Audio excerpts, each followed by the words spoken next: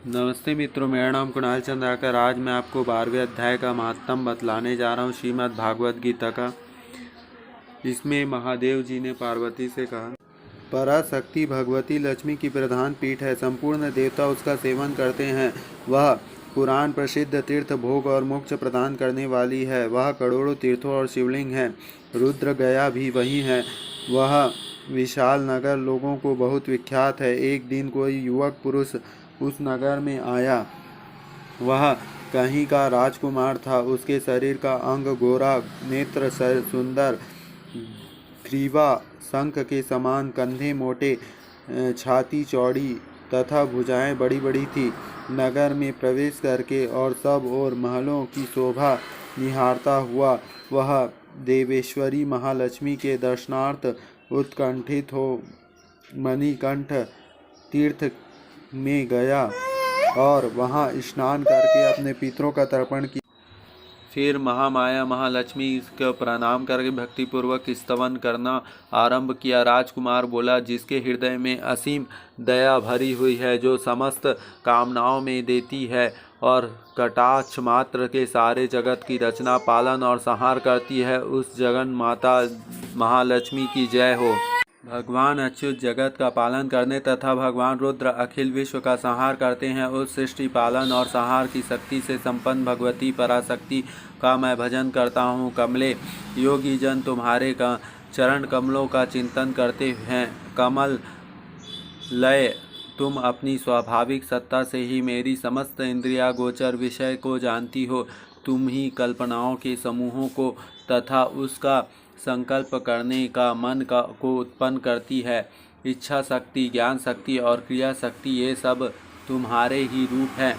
तुम परा संवित परम ज्ञान रूपनी हो। तुम्हारे स्वरूप निष्काम, निर्मल, नित्य, निराकार, निरंजन, अंता रहित, आंतक शून्य, अवलंबन तथा निरामय है। देवी, तुम्हारी महिमा का वर्णन में कौन सा सामर्थ हो सकता है? कौन वर्णन कर सकता है जो पष्ट चक्रों का भेदन करके अंतःकरण के 12 स्थानों में विहार करती है। अनाहत ध्वनि, बिंदु, नाद और काल, ये जिसके स्वरूप हैं, उस माता महालक्ष्मी को मैं प्रणाम करता हूँ। माता, तुम अपने मुख रूपी पूर्ण चंद्रमा के प्रकट होने के अमृत राशि को बहाया करती हो। तुम्हारे परा पश्यंती, मध्यम और वैखरी नामक वाणी है। मैं तुम्हारे नमस्कार करता हूँ। देवी, तुम जगत की रक्षा के लिए अनेक रूप धारण किया करते हो। अंबिके, तुम ही ब्राह्मी, वैष्णवी और महेश्वरी शक्ति हो।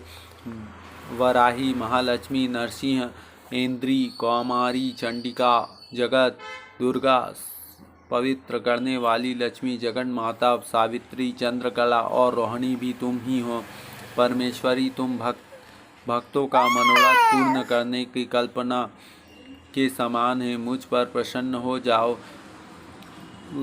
उसके इस प्रकार स्तुति करने पर भगवती महालक्ष्मी अपना साक्षात स्वरूप धारण करके बोली, राजकुमार, मैं तुमसे प्रसन्न हूँ। तुम कोई उत्तम वर मांगो। राजपुत्र बोले, माँ, मेरे पिता राजा बृहदर्थ अश्वमेध नामक महान यज्ञ का अनुष्ठान कर रहे थे। वे देवयोग से रोगग्रसित होकर हुआ स्वर्गगामी हो गए। इसी बीच में यूप में बंधे हुए मेरे यज्ञ संबंधी घोड़े को, जो समूचे पृथ्वी की परिक्रमा करके लौटा था, किसने रात्रि में बंधन काटकर कहीं अन्यत्र पहुंचा दिया। उसकी खोज में मैंने कुछ लोगों को भेजा था, किंतु वे कहीं भी उसका पता ना पाकर जब खाली हाथ लौट आया। अब मैं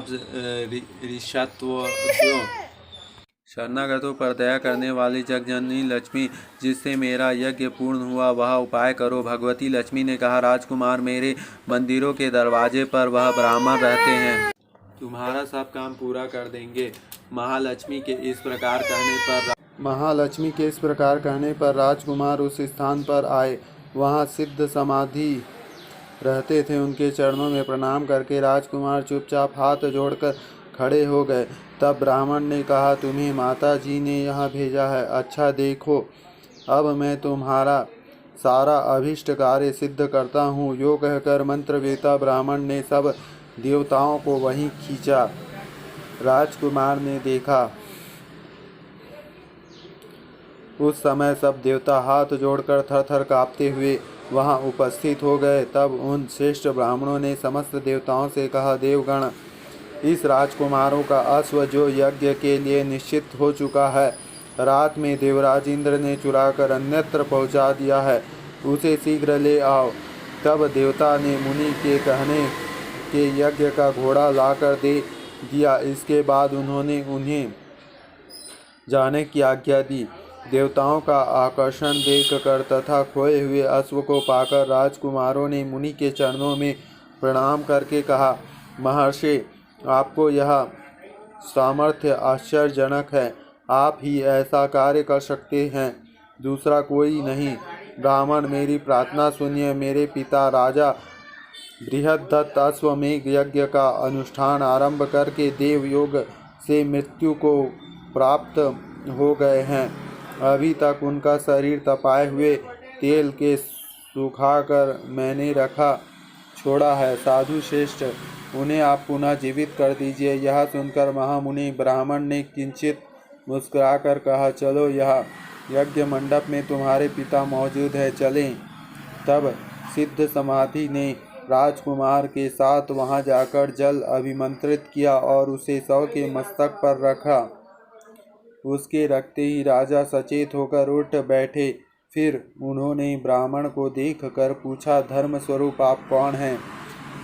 जब राजकुमार ने महाराजा से पहले का सारा हाल कह सुनाया, राजा ने उसको पुनः जीवन दान देने वाले ब्राह्मण को नमस्कार करके पूछा, ब्राह्मण, किस पुण्य के से आपको यह अलौकिक शक्ति प्राप्त हुई है?